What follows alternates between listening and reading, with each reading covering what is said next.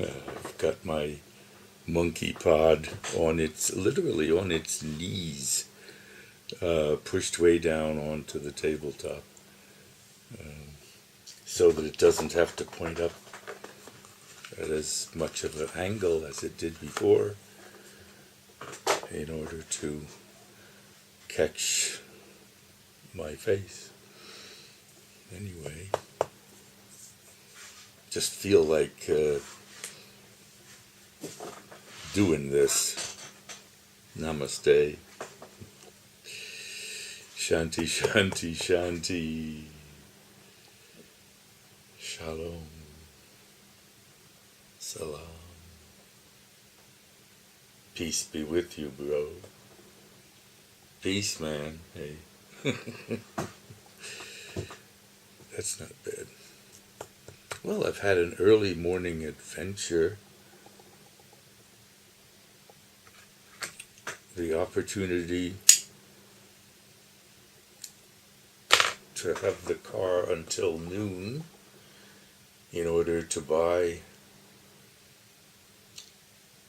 soon to be needed 5 liters of distilled water for the CPAP machine I generally use in sleeping, which has a humidifier and consumes. Oh, I see low battery. Well, we're always, when it's low battery, we're always on a, could happen, could die anytime. Actually, I like that kind of. It's only about 2 minutes of this so far. Well, was contemplating philosophical issues, like universally preferable behavior, a la Stefan Molyneux and others. Basically libertarianism, so to speak.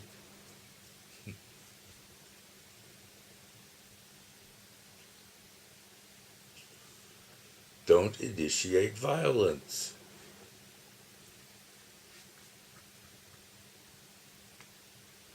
Physical or emotional?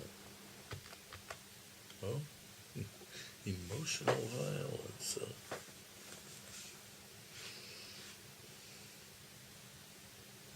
Well, I don't know. I believe in physics anyway.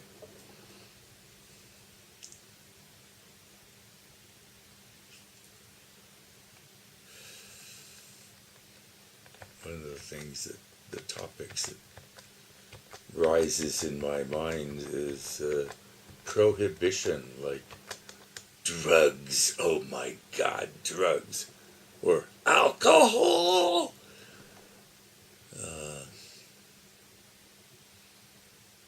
Other kinds of prohibitions, like prohibiting slavery, that's another issue. But prohibiting things that people seem to have a desire for is purely evil. Pure fucking evil. It produces organized crime on both sides of the so-called barrier, which is always permeable between the thieves and the cops. So anyway, prohibition is simply evil. It produces costs. It produces, for police and prisons. It produces a mafia. Odozo. It produces organized crime, which then permeates the barrier and to some degree, in some cases, pays off the cops and the cops get rich, and the rich get rich, and the poor kids get pushed. Hey, try this. Oh, what's the matter? You a weenie? Gotta get high, man. Why? Profit motive. Why? Black market. Why? Prohibition. Whatever. There will always be people who get off on being the one who says, you shall not. That's God. Thou shalt not, blah, blah, blah, blah, blah. Whatever. I mean, the traditional 10 and so forth are valuable hints at how to limit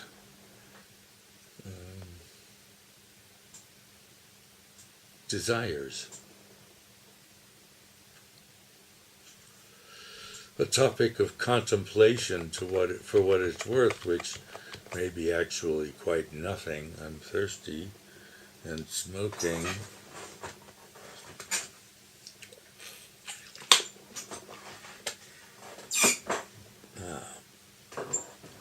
That's nicer.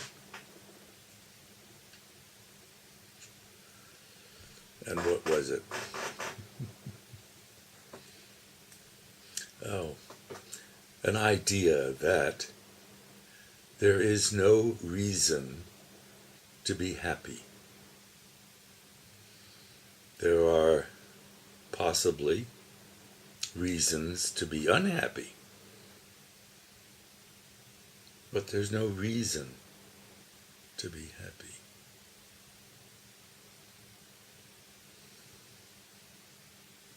Does that make sense?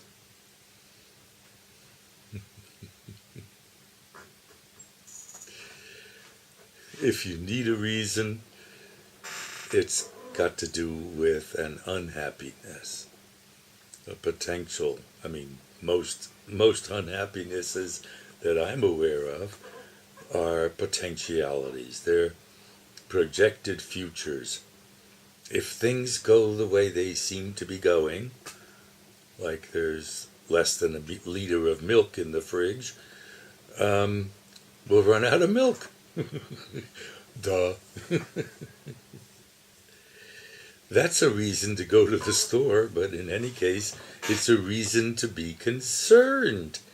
Like, what is the possibility that it might happen and that, God forbid, I won't be able to make waffles or drown my cornflakes? Well, yeah, okay, anyway.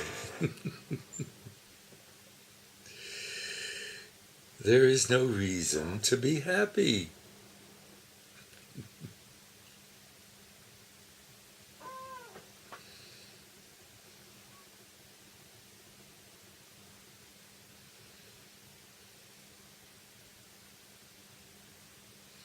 Well, oh, this or that feels good. That makes me, that's a reason to be happy. No. That's a result of being happy. Just in my humble, crazy opinion of the moment. Wow, 8 minutes, almost 9 minutes. Yes, 9 minutes with a low battery symbol still. For what it's worth, which is probably nothing, I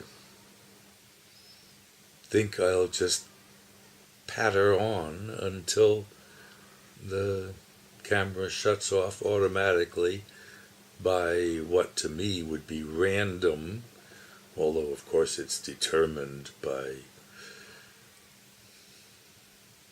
the history of 10 to the 20 atoms, or actually quarks, electrons,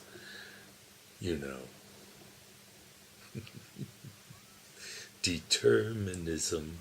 If you know the starting conditions and the rules, then you could determine the universe. Right. Anyway, an interesting Stefan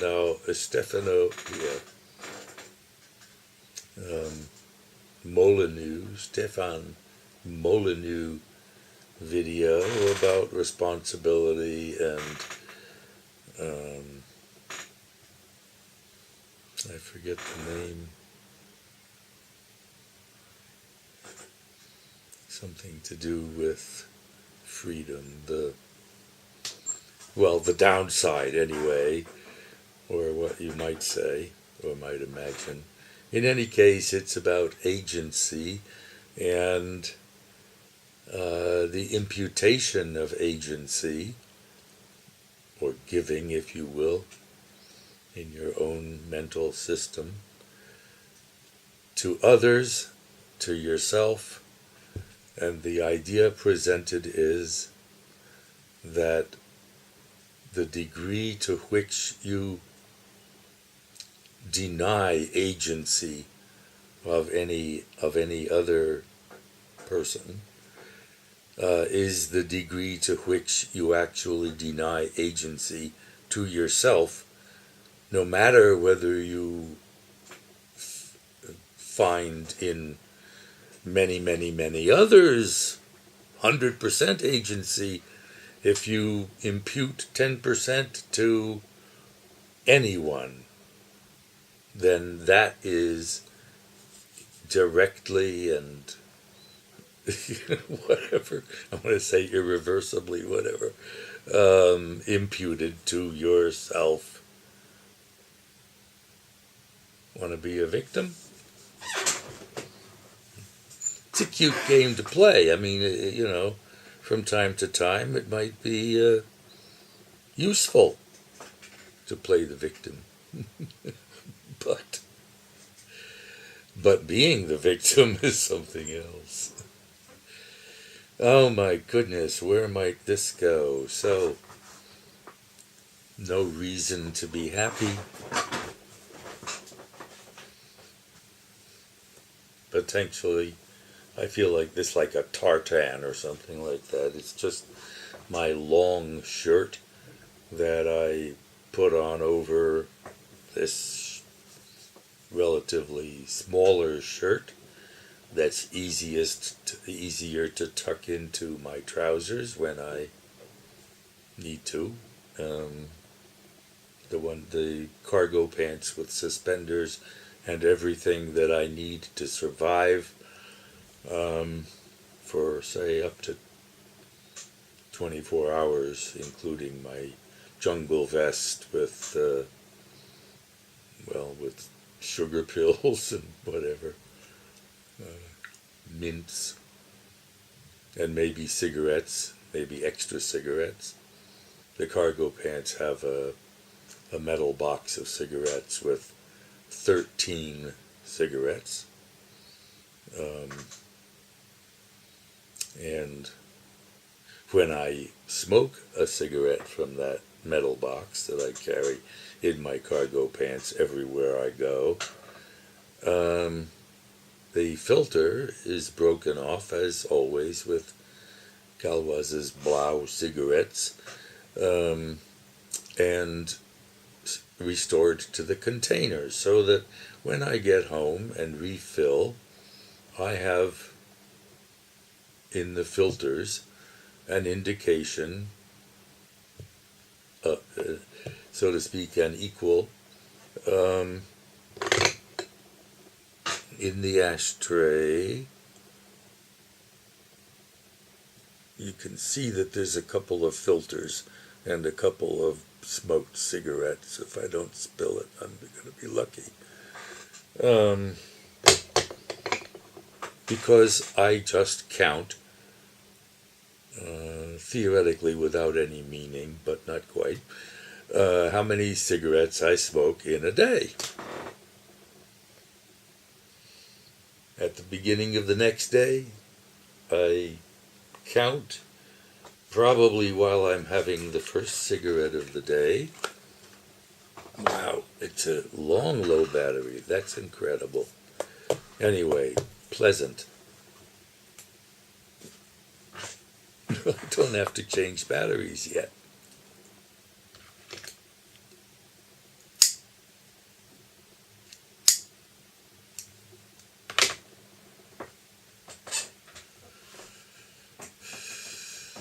This is just me being me,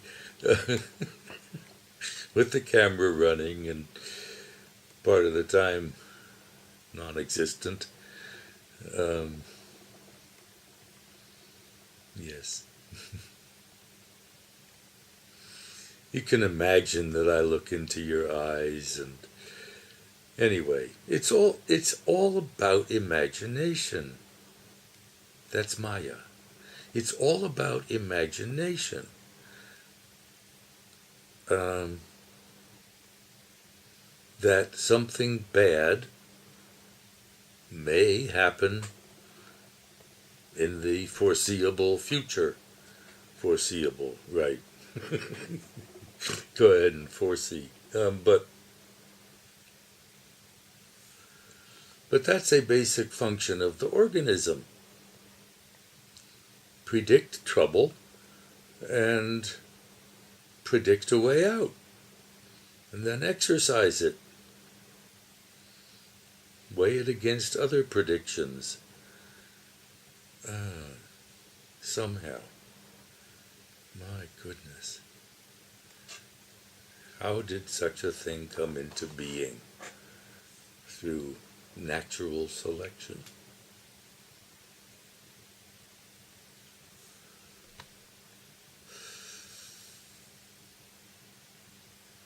Starting apparently with, possibly, probably, with self-replication able molecules or sets of molecules, something like RNA, whatever. Why not? Then the best defense is a great offense, a strong offense. So, at some point, the RNA master, the presumptuous RNA master, developed by accident the ability, through refinement, of course, also, the ability to take apart other self-replicating molecules and use their constituents to build a replica of yourself.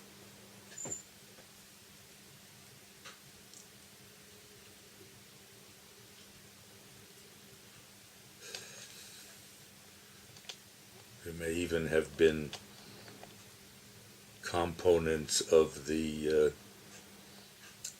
replicating suite, which I'm sure developed after, who knows? It's very early in the process. In any case, there may have been, as with many examples of evolution, some tool in the toolkit of the replicator, a molecule or part of a molecule that was capable, that had a function, like involved with taking apart molecules to put them back together again, whatever. And that taking apart of other molecules, like Joe over there,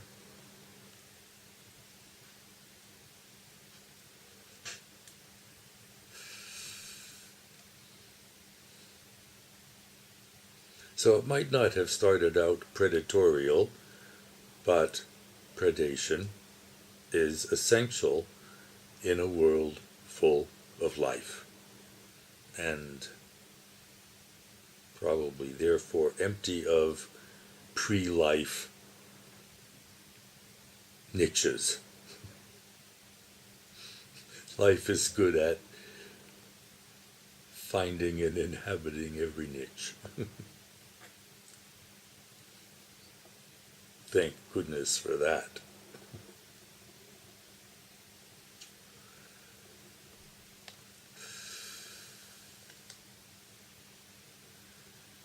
So out of that has arisen technological civilization at the point of replicating itself in metal, silicon, and plastic.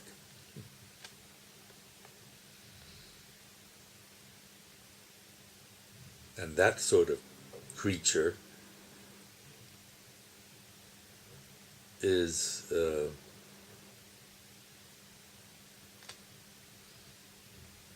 very likely, very quickly adaptable to spacefaring. Travel to another star system. Or beginning with colonization of Mars and maybe even Venus. Venus is pretty sour. Sulfuric acid clouds. Whatever. But who knows? In any case, here we are with our cell phones and our